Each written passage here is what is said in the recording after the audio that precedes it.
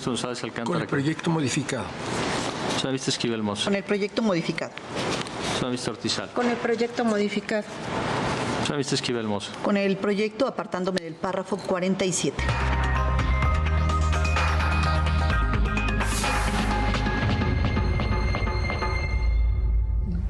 Bueno, la verdad que yo diría, si usted me lo permite, que el caso es de suyo muy complicado ante lo que estamos con el tema del plagio de la tesis. Fue en 1986 la tesis y lo que han pasado son muchas cosas. El desarrollo tecnológico, ¿qué giro ha dado? A ver, los que somos mayorcitos, pensemos en el 86 y pensemos en el 2023.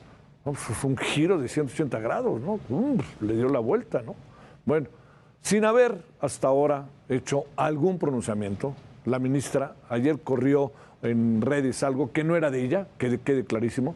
La ministra Yasmín Esquivel Moza sesionó en el Pleno de la Suprema Corte de la Justicia de la Nación hoy jueves como si no hubiera pasado hasta ahora nada. A ver, ¿por qué se lo digo? Porque hay muchas cosas en las cuales se ha insinuado, se ha pedido, se ha exigido que pues, se retire el cargo o que se haga a un lado mientras se hace la investigación. El presidente la sigue defendiendo.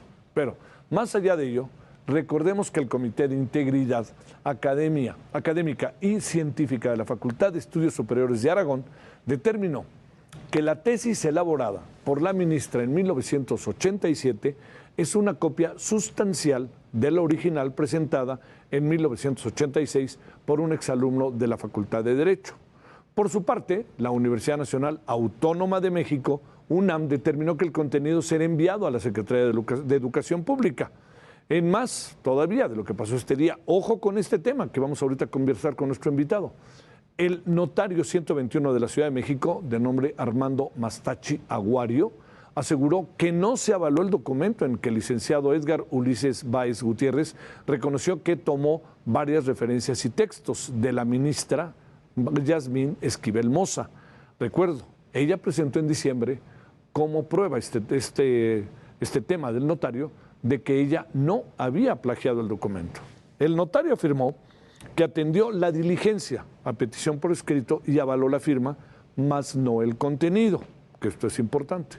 Bueno, algo que es aquí relevante es que también hay un asunto que ya está pendiente. Se aseguró que había llegado a la ministra el texto y ahora resulta que se le había pedido a un notario que estuviera ahí. Y segundo asunto, el asunto se complica más porque empiezan a sumarse varias declaraciones de la ministra que no tienen un acuerdo, no tienen una referencia directa, no se pueden constatar con los hechos como se vienen dando. Es un asunto, por eso le digo, delicado en muchos sentidos, pero también es delicado por cómo resolverlo. Bueno, Eduardo Andrade es constitucionalista y fue abogado general de la Universidad Nacional Autónoma de México, ¿no? Que esto yo creo que nos puede servir para ver las cosas y muchas veces hemos platicado de temas sobre la UNAM y sobre la Constitución. Eduardo, abogado, ¿cómo has estado? Muy buenas noches. ¿Qué tal, Javier? Muy buenas noches, con el gusto de saludarte, te mando un fuerte abrazo, lo mejor para este año todavía se puede solicitar y desearlo, mejor dicho, y también a todo el auditorio. Qué gusto me da de verdad estar aquí en tu programa. Gracias, Eduardo. A ver, déjame preguntarte. A ver, vamos a ver. Juntando toda la información, Eduardo, que teníamos el día de hoy, como universitario, como abogado general de la UNAM, antes de ir a este dilema, ¿quién le quita el título? ¿Por qué quitarlo? Todas estas cosas.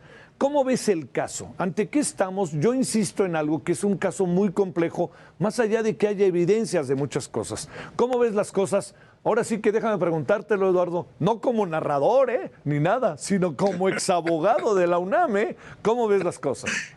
Claro que sí, coincido contigo, es muy complejo el tema, habría que ir separando cada asunto. Lo primero que tendría que decir, Javier, es que no hay un fallo. Decía el Cintillo hace un momentito cuando se iniciaba la nota que esto dice, tras el fallo de la FES Aragón, no hay un fallo. Un fallo es una resolución definitiva de carácter judicial, claro, lo cual no existe en este caso. Lo que hizo la FES fue emitir un dictamen, y lo dice muy claramente, un dictamen de carácter académico. En ese dictamen llegan a una conclusión que solo conocemos la parte del comunicado que fue hacia la opinión pública, pero no tenemos conocimiento, ni lo tiene seguramente todavía la única persona que puede ser enjuiciada en este asunto por el Tribunal Universitario, que es la maestra Rodríguez Ortiz, que forma parte del personal académico de la universidad, no así los exalumnos que están ya totalmente fuera de la jurisdicción de ese tribunal. En consecuencia, un dictamen es siempre una opinión, una parte dentro de un proceso judicial. Tendríamos que saber incluso quiénes fueron los expertos que vieron la parte de grafoscopía, de documentoscopía, si hubo algún experto en letras, un experto en cuanto a la manera como se realiza un análisis de estilo, un experto en lingüística. ¿Quiénes fueron los que elaboraron ese dictamen? Y el dictamen, si llega, como dice la propia FES Aragón, a la siguiente instancia, a la instancia competente, que en este caso sería el Tribunal Universitario, ahí la maestra Rodríguez Ortiz, puede controvertirlo, es parte indispensable en cualquier procedimiento. Un dictamen puede ser controvertido, la parte que se siente afectada puede presentar otro dictamen. Si no coinciden, la autoridad judicial tiene que ir a un tercero en discordia. Y una vez que se sepa cuáles son las características del dictamen, si además se tomaron en cuenta los pronunciamientos que hizo la maestra Rodríguez Ortiz e incluso pruebas que presentó la ministra Esquivel dentro de ese procedimiento, porque fueron solicitadas públicamente a través de correo electrónico. Si esto es así, tendría el tribunal que analizar todo eso antes de que hubiera un fallo, antes de que hubiera una resolución definitiva, que además tendría que tomar en cuenta, y es muy importante darle el beneficio de la duda a la ministra, que tiene todo el derecho de estar dentro de la Corte. No ha sido ni puede ser sancionada por el Tribunal Universitario porque no está dentro de esa jurisdicción. Y su título fue emitido legal y formalmente después de un examen profesional, del cual la tesis es un requisito previo para avanzar hasta el examen oral. La tesis fue reconocida, aprobada, tomada como un elemento cumplido para poder llegar al examen de conocimientos que pasó, y tan lo pasó, que hay un acta que se levanta en ese momento y se le otorga el título que le da la capacidad de ejercer profesionalmente como abogada.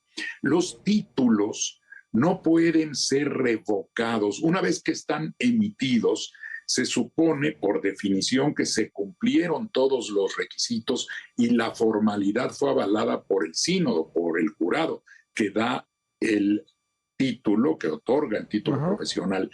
Este, a su vez, se registra en la Dirección General de Profesiones. Yo acabo de estar 3 años en la Dirección General de Profesiones, me toca ver casos de este tipo, en los cuales sí puede llegar a cancelarse el registro de un título, no el título, porque anular el título significaría dejar sin efecto todo lo que el profesionista ha realizado frente a terceros a partir del documento que lo avala para ejercer la profesión de que se trate. Ahora bien, si en el ejercicio de la profesión, que no es el caso, un profesionista incurre en un ilícito, un médico, por ejemplo, que comete una negligencia criminal, un juez, sí, tiene que ser la autoridad judicial la única que sí puede ordenar a la Dirección General de Profesiones que deje sin efecto el registro, que cancele el registro del título.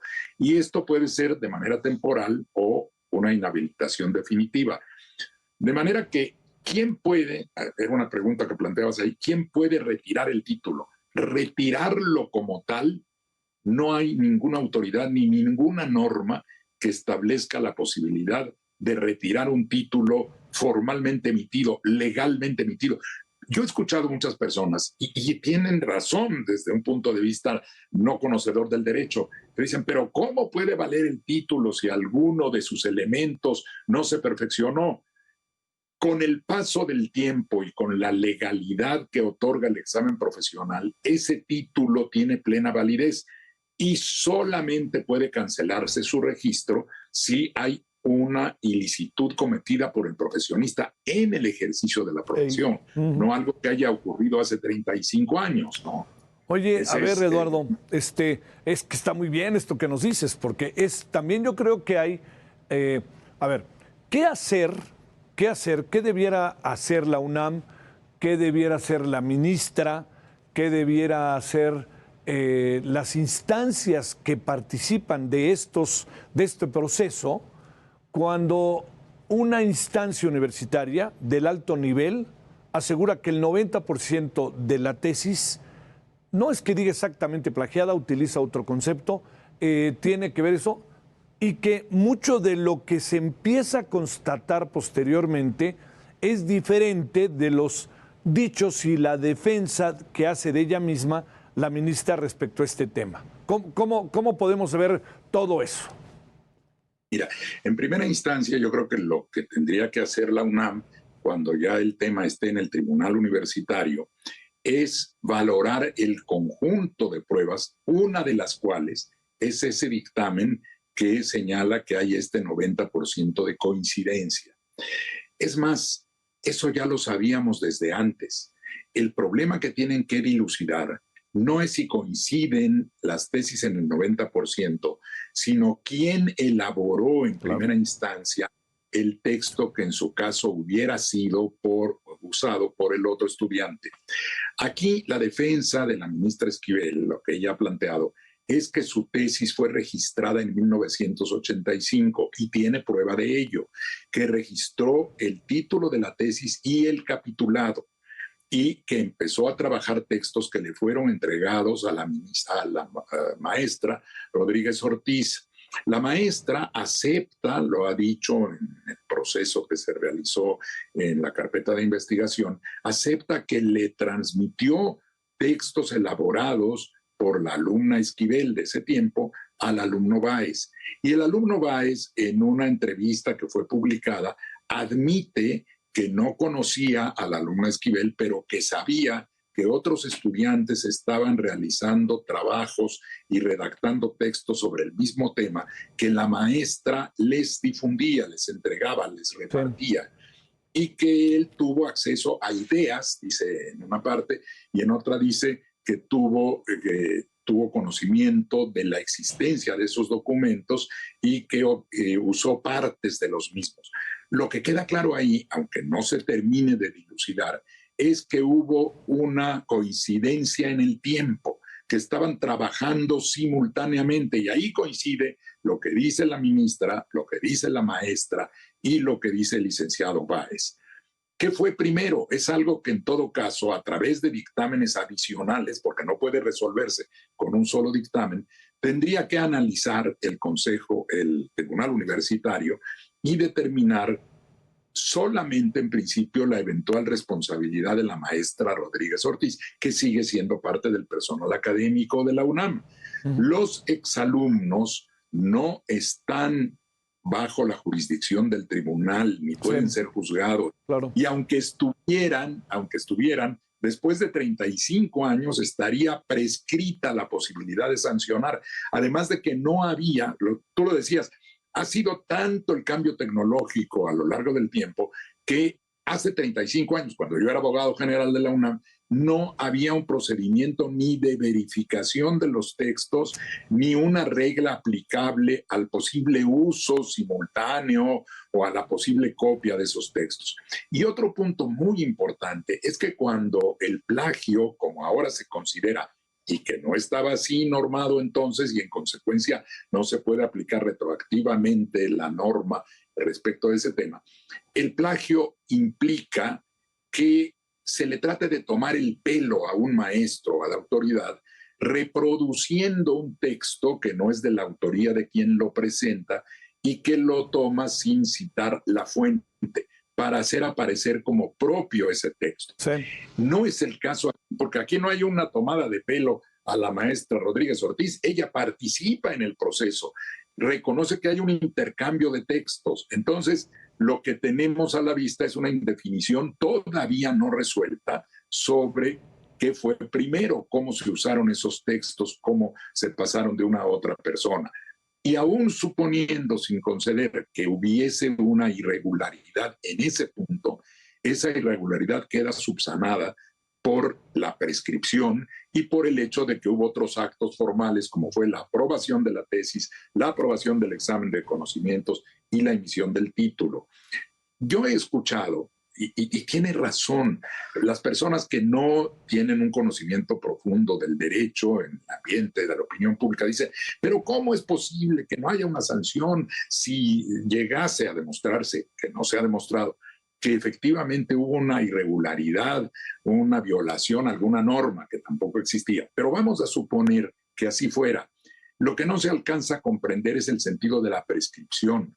Cómo incluso cuando existe una ilicitud, que insisto, no es el caso, ni se ha aprobado, cuando existe una ilicitud, por ejemplo, quien ocupa de manera indebida, ilícita, abusiva, un inmueble, un terreno, se mete de mala fe y lo ocupa y tiene la posesión durante cierto número de años. Los códigos civiles varían de un lado a otro. Vamos a decir 10 años, incluso de mala fe.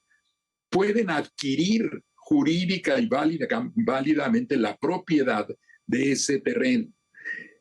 No es el caso, repito, que haya aquí un reconocimiento de la ilicitud, pero lo que ilustro es que aunque hubiera, o en los casos en que eso existe, la gente puede indignarse y puede decir, pero ¿cómo si se metió a la mala? ¿Cómo pudo apoderarse? ¿Y cómo le reconocieron jurídicamente esa propiedad?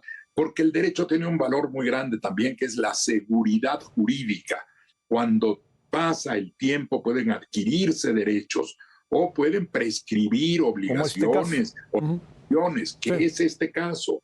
Aún admitiendo, que te digo, no concedería yo ese punto, pero admitiendo como una posibilidad, como una hipótesis, que hubiese existido una irregularidad, podrá causar una indignación de tipo ético, moral, social, pero jurídicamente, ¿qué es lo que aquí importa? Porque estamos hablando de un proceso jurídico, no hay ninguna posibilidad de proceder ni contra la actual ministra Esquivel, ni contra el licenciado Báez. Y la ministra Esquivel no tiene por qué renunciar. También he visto que dicen, por dignidad debería renunciar. Es al revés, Javier. Por dignidad tú tienes que mantener una posición si sabes que tienes razón y la vas a defender.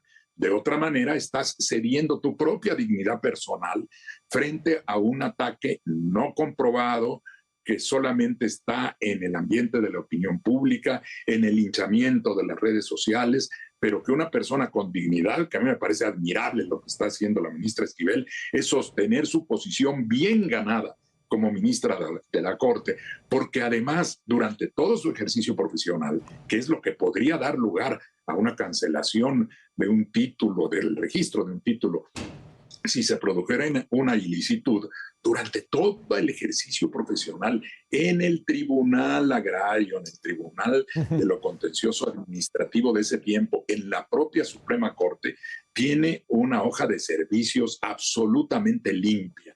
Nadie le ha objetado nunca ni su conocimiento jurídico ni su probidad. Y que la enjuicien, la juzguen, la insulten. Incluso yo he visto, lamentablemente, por ejemplo, un senador de la República, Germán Martínez, insultándola de una manera ruin, imputándole conductas que él debería saber, que la presunción de inocencia debe privarnos. Es el punto de partida. Señor, a las personas. Sí. Querido Eduardo, te mando un saludo. Ha sido muy interesante, porque quizás debo reconocer, hemos visto de manera muy unilateral este tema. Te mando un gran saludo, Eduardo, como siempre. Que tengas muy buena noche. Gracias por tu tiempo.